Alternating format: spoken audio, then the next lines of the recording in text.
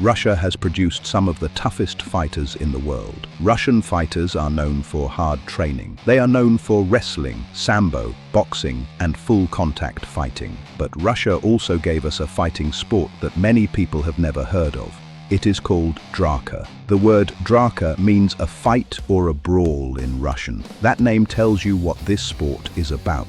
Draka mixes kickboxing with wrestling and throws. Fighters can punch and kick. They can use knees. Some rules also allow elbows. They can grab each other in the clinch. They can sweep the legs. They can lift, throw, and take an opponent down. It looks like kickboxing until one fighter grabs the other. Then it can quickly look like wrestling or sambo. Draka became known as a modern Russian fighting sport during the 1990s. It was made for fighters who wanted more freedom than normal kickboxing allowed. A kickboxer may be good with punches and kicks, but what happens when someone grabs him? A wrestler may be great at takedowns, but what happens when punches and kicks are coming at him? Draka makes the fighter deal with both problems. The fighter must know how to strike. He must also know how to fight from the clinch. He must stay balanced while throwing punches. He must defend kicks without being taken down. He must know how to hit, grab, sweep, and throw. This makes Draka very different from normal kickboxing. In many kickboxing matches, the referee breaks the fighters apart when they grab for too long. Draka gives fighters more time to work from the clinch. A fighter may land a knee, move his opponent off balance, and finish with a hard throw. A good punch can lead to a takedown. A blocked kick can turn into a leg catch and a sweep. A failed throw can leave the fighter open for knees or punches. Everything can change in 1 second. Draka has clear links to Western boxing, Muay Thai, wrestling, and Combat Sambo.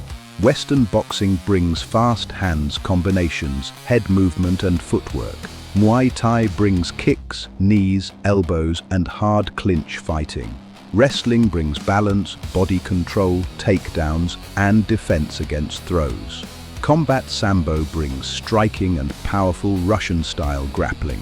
Put these skills together and you get a rough fighting sport with very few safe places. Draka is often compared with shoot boxing from Japan. Shoot boxing also mixes kickboxing with throws, sweeps and standing grappling. It may also remind people of early mixed martial arts, but traditional Draka is not exactly the same as modern MMA. In MMA, fighters can stay on the ground. They can punch on the ground. They can use chokes and joint locks. Traditional Draka puts most of its attention on standing combat. A fighter can score with strikes, throws, sweeps, and takedowns. But the fight does not normally become a long ground grappling match. This keeps the action fast. The fighters strike at close range. They crash into the clinch. One fighter may hit a throw, then they are brought back up to fight again. This means a Draka fighter needs a special kind of conditioning. He needs the wind of a boxer. He needs the strong legs of a kickboxer. He needs the grip and body strength of a wrestler. He also needs the toughness to keep working while another fighter is punching, kicking, grabbing, and throwing him. Training may include heavy bag work, pad work, boxing drills, kick defense, clinch drills, and wrestling training and drills. Fighters must also practice moving from one skill to another. It is not enough to box in one drill and wrestle in another. A fighter must learn how to connect the skills. He may throw a jab and a right hand.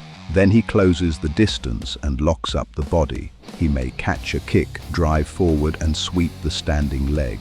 He may fake a takedown, make his opponent lower his hands and strike the head. This is where Draka becomes dangerous. The fighter does not attack on only one level. He can attack high with punches. He can attack low with kicks. He can crash into the body. He can control the clinch. He can put the opponent on the floor with a throw.